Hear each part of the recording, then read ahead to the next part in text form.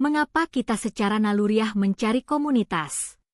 Ini adalah pertanyaan yang melampaui sekadar kebutuhan fisik atau keamanan dasar. Manusia adalah makhluk sosial, dan keterhubungan adalah inti dari eksistensi kita. Kita tidak hanya membutuhkan tempat untuk berada, tetapi juga sebuah identitas yang lebih besar dari diri kita sendiri. Pencarian akan kelompok adalah upaya mendasar untuk mengisi kekosongan makna dalam kehidupan sehari-hari. Tanpa rasa memiliki, ada kehampaan yang menggerogoti jiwa kita secara perlahan. Kita terprogram untuk mencari validasi, dan validasi itu paling mudah ditemukan dalam kerangka kolektif yang diterima bersama. Apakah ini hanya kebiasaan sosial? Ataukah ini adalah mekanisme bertahan hidup yang tertanam dalam DNA kita? Kita didorong oleh dorongan untuk menjadi bagian dari sesuatu yang lebih besar. Kebutuhan akan identitas kolektif ini muncul dari ketakutan mendalam akan isolasi. Ketika kita sendirian, potensi kita terasa terbatas dan rapuh. Kelompok menawarkan perisai psikologis terhadap kekacauan dunia luar yang tampak tak terduga. Dalam kelompok, individu menemukan cerminan diri mereka yang diperkuat oleh pandangan orang lain. Ini menciptakan rasa aman yang sangat kuat, sebuah jaminan bahwa kita tidak sendirian dalam perjuangan eksistensi ini. Rasa diterima menjadi mata uang paling berharga dalam interaksi sosial manusia. Apakah kita benar-benar hanya mencari teman? Ataukah kita haus akan tempat di mana nilai diri kita diakui sepenuhnya? Membangun makna kolektif adalah cara untuk mengatasi ketidakpastian eksistensial. Ketika menghadapi misteri kehidupan yang tidak dapat dijawab oleh logika semata, kelompok menyediakan narasi yang koheren dan mudah dicerna. Ideologi atau kultus menawarkan peta jalan instan menuju kebenaran yang tampak absolut. Narasi ini menggantikan kebingungan dengan kepastian palsu yang menenangkan pikiran yang gelisah. Memiliki tujuan bersama memberikan rasa kontrol atas ketidakpastian masa depan yang terasa sangat menakutkan. Kita lebih memilih mengikuti cerita yang sudah ada daripada menghadapi kehampaan tanpa arah. Pikat kepatuhan muncul ketika individu merasa bahwa kelompok tersebut memegang kunci menuju pemahaman yang lebih dalam. Kepatuhan bukan hanya tentang mengikuti aturan eksternal, melainkan tentang mengadopsi sistem kepercayaan internal sebagai kebenaran mutlak. Ketika identitas pribadi terasa rapuh, bergabung dengan struktur kolektif memberikan fondasi yang kokoh dan tak tergoyahkan. Rasa memiliki ini menciptakan ikatan emosional yang sangat kuat, sebuah ketergantungan psikologis yang sulit diputuskan. Apakah kita benar-benar memilih jalan ini? Ataukah kita terdorong oleh kebutuhan untuk diterima secara total? Struktur sosial kuno secara alami membentuk kepatuhan tanpa memerlukan paksaan fisik yang eksplisit. Dalam komunitas awal, hierarki dan peran jelas memberikan struktur yang memudahkan interaksi kelompok. Individu menemukan tempat mereka dalam tatanan tersebut, yang secara otomatis mendorong penerimaan terhadap norma-norma yang berlaku. Kepatuhan menjadi cara untuk menavigasi kompleksitas sosial dengan lebih mudah dan aman. Ini adalah mekanisme evolusioner yang memungkinkan kohesi kelompok berkembang pesat di masa lampau. Apakah kepatuhan ini murni pilihan sadar? Ataukah ia merupakan respons alami terhadap struktur yang ada? Mencari makna kolektif ini menciptakan sebuah kebutuhan yang tak terhindarkan untuk bersekutu. Manusia tidak dirancang untuk hidup dalam atomisasi total. Kita membutuhkan koneksi yang mendalam dengan entitas lain. Komunitas berfungsi sebagai cermin tempat kita melihat potensi diri yang belum terwujud sepenuhnya. Ketika individu menyalurkan energi mereka ke tujuan bersama, energi tersebut melampaui batas kemampuan pribadi mereka. Ini adalah dorongan primal untuk menjadi bagian dari sesuatu yang lebih besar daripada diri sendiri. Kita mencari resonansi, sebuah frekuensi di mana pikiran dan jiwa dapat bersatu secara harmonis. Pernahkah Anda merenungkan bagaimana manusia secara naluriah mencari tempat untuk menjadi bagian dari sesuatu yang lebih besar, sesuatu yang memberikan makna absolut dalam hidupnya? Kebutuhan mendasar ini bukan sekadar keinginan untuk bersosialisasi biasa. Ini adalah dorongan purba untuk menemukan identitas kolektif dan rasa memiliki yang tak tergoyahkan. Eksperimen kuno menunjukkan bahwa ketika manusia merasa terasing, mereka akan secara otomatis mencari struktur komunitas sebagai jangkar keberadaan mereka. Struktur ini menjadi fondasi bagi kepatuhan tanpa perlu adanya ancaman fisik sama sekali. Mengapa kita begitu mudah menyerahkan diri pada kelompok? Apa yang sebenarnya dihidupi oleh kebutuhan mendalam ini? Para peneliti telah menelusuri struktur sosial kuno untuk memahami bagaimana kepatuhan terbentuk sebelum adanya hukum formal. Mereka menemukan bahwa pemimpin karismatik memainkan peran sentral dalam menciptakan ikatan yang sangat kuat. Pemimpin ini tidak menggunakan kekuatan senjata, melainkan memancarkan aura otoritas yang tak terbantahkan dan visi masa depan yang menarik. Kepatuhan muncul karena rasa hormat yang ditanamkan melalui narasi yang berulang-ulang dan ritual komunal yang dilakukan bersama. Ini adalah mekanisme psikologis yang sangat efisien dalam membentuk perilaku massa. Bagaimana aura ini bekerja pada pikiran manusia? Struktur sosial kuno menciptakan sebuah lingkungan di mana individu menemukan identitas mereka melalui peran dalam kelompok. Ketika seseorang menerima peran ini, ia merasakan validasi eksistensial yang sangat dibutuhkan oleh jiwa manusia. Identitas kolektif ini menggantikan keraguan pribadi tentang keberadaan diri. Individu merasa bahwa tujuan hidupnya terdefinisi dengan jelas oleh kelompok tempatnya berada. Keterikatan ini menciptakan lingkaran umpan balik positif yang menguatkan kepatuhan secara alami dan tanpa paksaan eksternal. Apakah kita tidak semua mencari validasi dalam sebuah narasi besar? Pemimpin karismatik berhasil memanfaatkan kebutuhan inheren manusia akan makna yang lebih besar daripada diri sendiri. Mereka menawarkan sebuah narasi tunggal tentang tujuan dan moralitas yang jelas bagi pengikut mereka. Narasi ini memberikan jawaban atas pertanyaan eksistensial yang seringkali membingungkan individu. Dengan menerima narasi ini, pengikut merasa bahwa tindakan mereka memiliki tujuan yang sakral dan abadi. Rasa memiliki terhadap ideologi ini menjadi lebih kuat daripada keinginan untuk kebebasan pribadi sesaat. Ini adalah pertukaran antara otonomi dan rasa diterima secara kolektif. Struktur sosial kuno juga melibatkan ritual komunal yang memperkuat ikatan psikologis secara mendalam. Ritual ini bukan sekadar seremonial belaka, melainkan pengalaman kolektif yang memicu respons emosional yang intens. Melalui pengulangan tindakan bersama, rasa kebersamaan diinternalisasi menjadi bagian dari identitas spiritual mereka. Pengalaman bersama ini menanamkan keyakinan bahwa realitas kelompok adalah satu-satunya realitas yang valid bagi individu tersebut. Ritual ini berfungsi sebagai perekat psikologis yang tak terlihat dalam ikatan kultus. Bagaimana pemimpin memanipulasi rasa takut dan harapan untuk memastikan kepatuhan berkelanjutan? Mereka seringkali menyajikan ketidakpastian sebagai ancaman yang harus diatasi oleh kelompok. Dengan menempatkan kelompok dalam kondisi ketakutan akan kehancuran, mereka menciptakan kebutuhan mendesak untuk mengikuti arahan. Sebaliknya, janji tentang keselamatan atau keabadian diberikan sebagai imbalan atas ketaatan total. Keseimbangan antara rasa takut dan harapan ini adalah alat yang sangat kuat untuk mengunci pikiran pengikut secara permanen. Apa batas antara keyakinan tulus dan manipulasi psikologis? By the way, kalau kamu suka pembahasan ini, jangan lupa subscribe.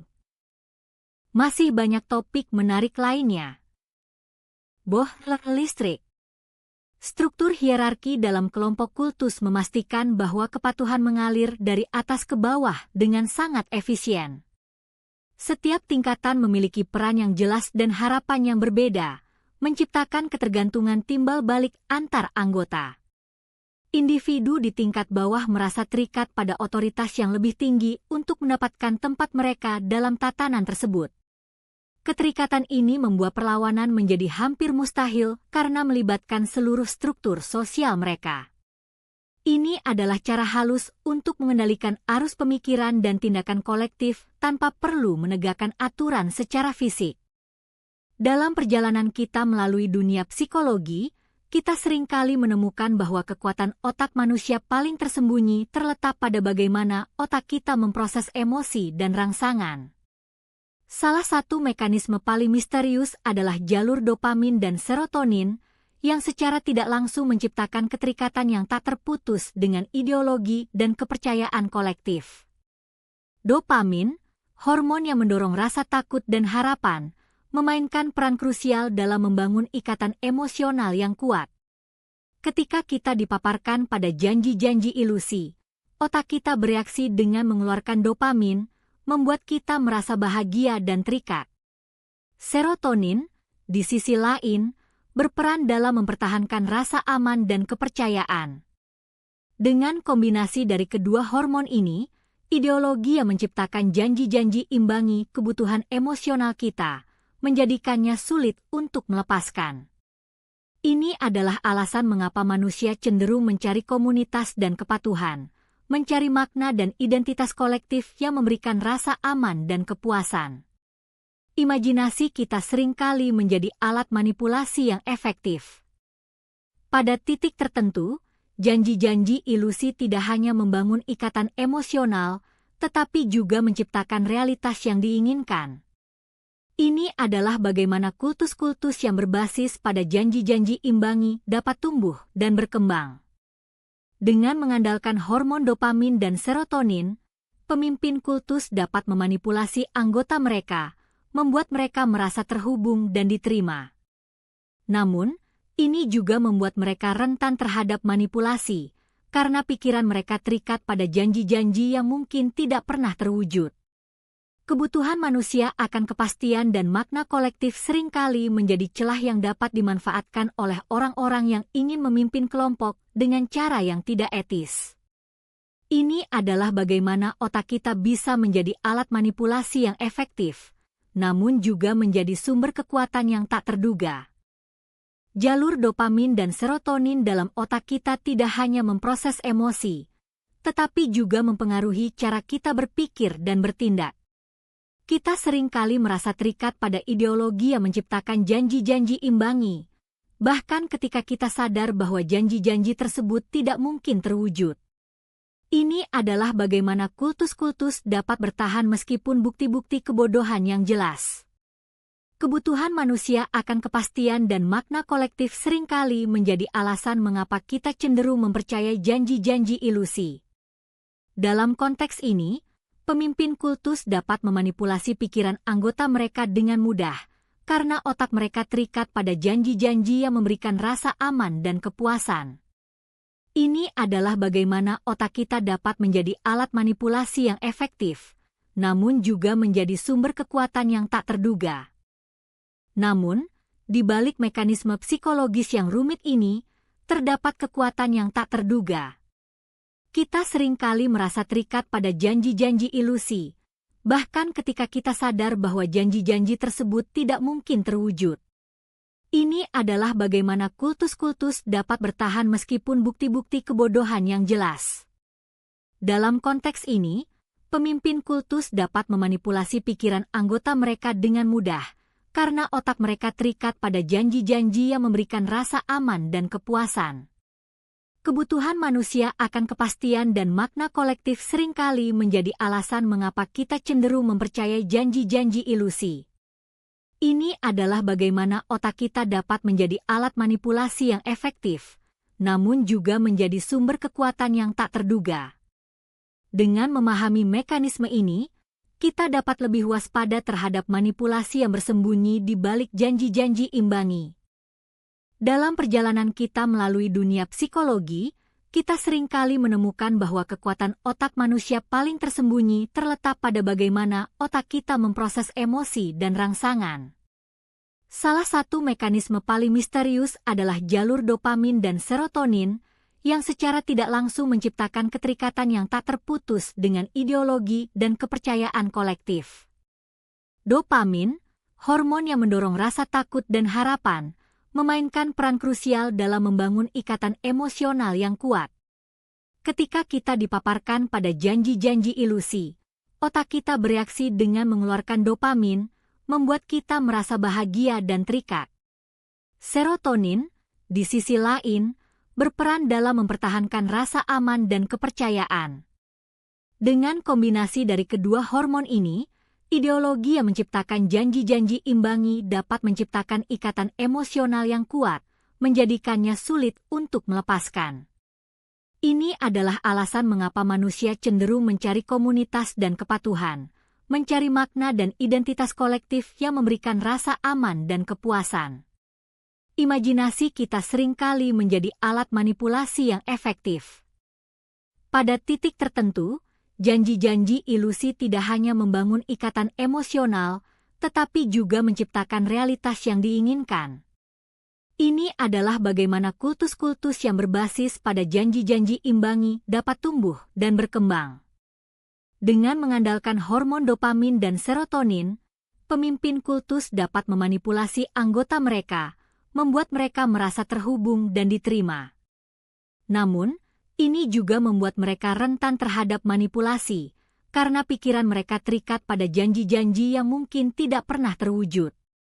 Kebutuhan manusia akan kepastian dan makna kolektif seringkali menjadi celah yang dapat dimanfaatkan oleh orang-orang yang ingin memimpin kelompok dengan cara yang tidak etis.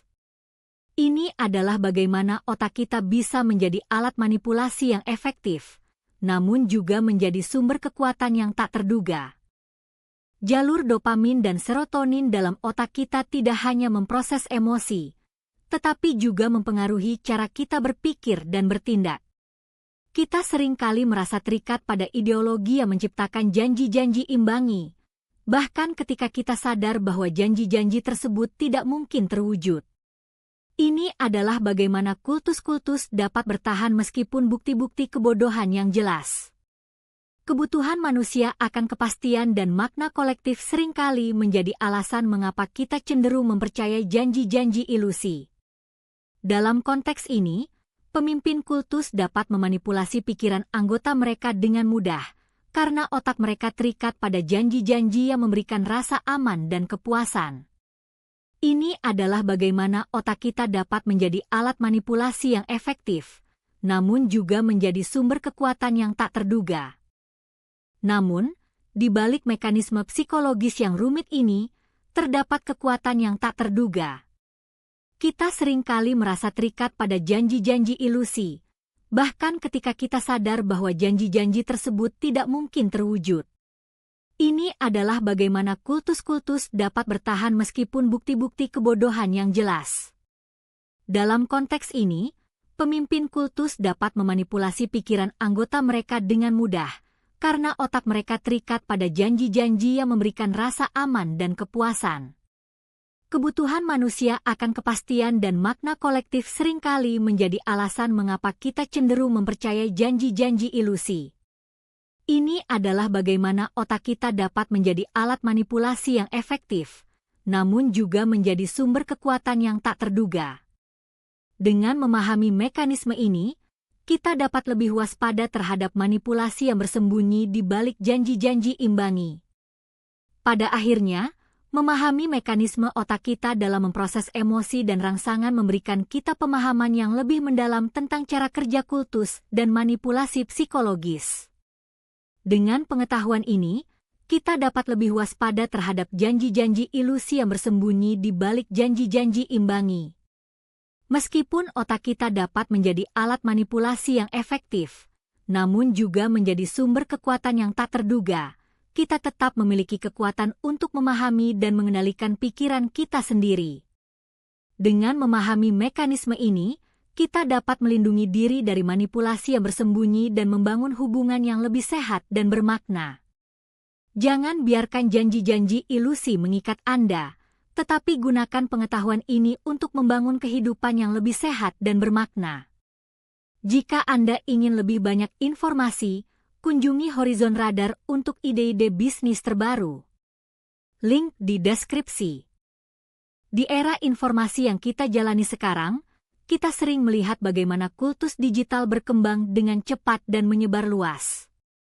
Mereka menggunakan algoritma media sosial untuk membangun komunitas yang kuat dan memanfaatkan mekanisme otak kita untuk mempengaruhi opini publik. Namun, apa yang sebenarnya terjadi di balik layar ini? Bagaimana algoritma media sosial dan deepfake memanfaatkan mekanisme otak kita untuk membangun kultus digital? Dalam bab ini, kita akan menganalisis bagaimana kultus digital ini berkembang dan bagaimana kita dapat melindungi diri dari manipulasi pikiran abadi. Algoritma media sosial menggunakan teknik-teknik psikologis untuk membangun komunitas yang kuat dan mempengaruhi opini publik. Mereka menggunakan feed personalisasi untuk menampilkan konten yang sesuai dengan minat dan preferensi kita, sehingga kita lebih cenderung untuk mengikuti dan berinteraksi dengan konten tersebut. Namun, ini juga berarti bahwa kita lebih rentan terhadap manipulasi pikiran abadi, karena kita lebih mudah dipengaruhi oleh informasi yang disajikan kepada kita. Selain itu, algoritma media sosial juga menggunakan teknik-teknik lain untuk memanfaatkan mekanisme otak kita. Mereka menggunakan gamifikasi untuk membuat kita merasa lebih terlibat dan terhubung dengan komunitas, serta menggunakan teknik-teknik persuasif untuk membuat kita lebih cenderung untuk mengikuti dan berinteraksi dengan konten tersebut.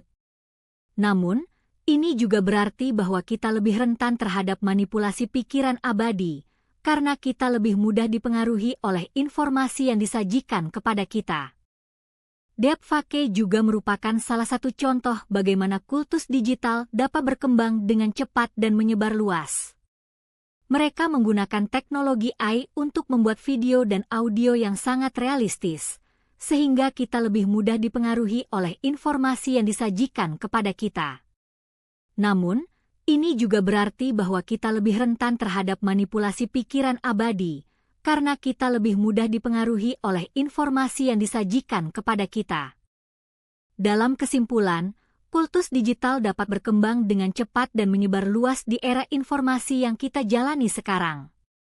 Mereka menggunakan algoritma media sosial dan deepfake untuk memanfaatkan mekanisme otak kita dan mempengaruhi opini publik. Namun, kita juga dapat melindungi diri dari manipulasi pikiran abadi dengan lebih sadar dan lebih bijak dalam menggunakan media sosial. Kita harus lebih sadar dan lebih bijak dalam menggunakan media sosial, serta lebih berhati-hati dalam menghadapi informasi yang disajikan kepada kita. Kita harus memahami bagaimana algoritma media sosial dan deepfake memanfaatkan mekanisme otak kita, serta bagaimana kita dapat melindungi diri dari manipulasi pikiran abadi. Dengan lebih sadar dan lebih bijak dalam menggunakan media sosial, kita dapat melindungi diri dari manipulasi pikiran abadi dan membangun komunitas yang sehat dan positif.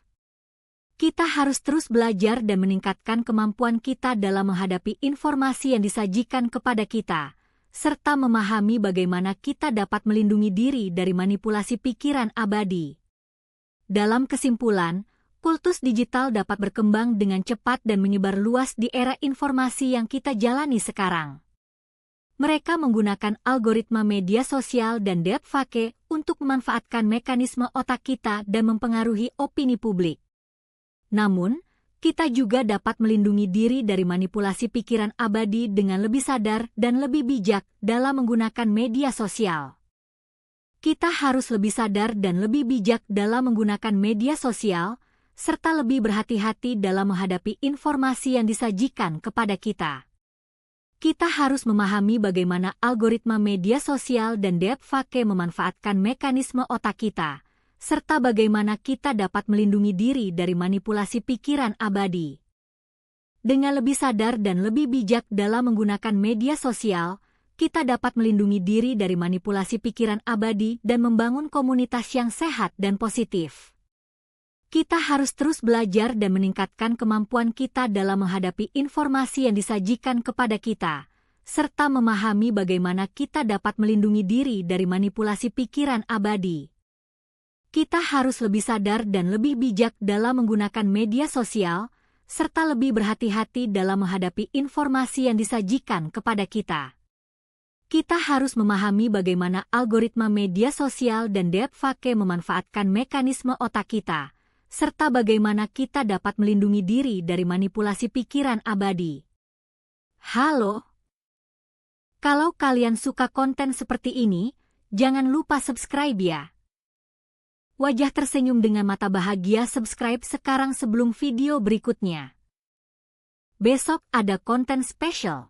Tanda tegangan tinggi.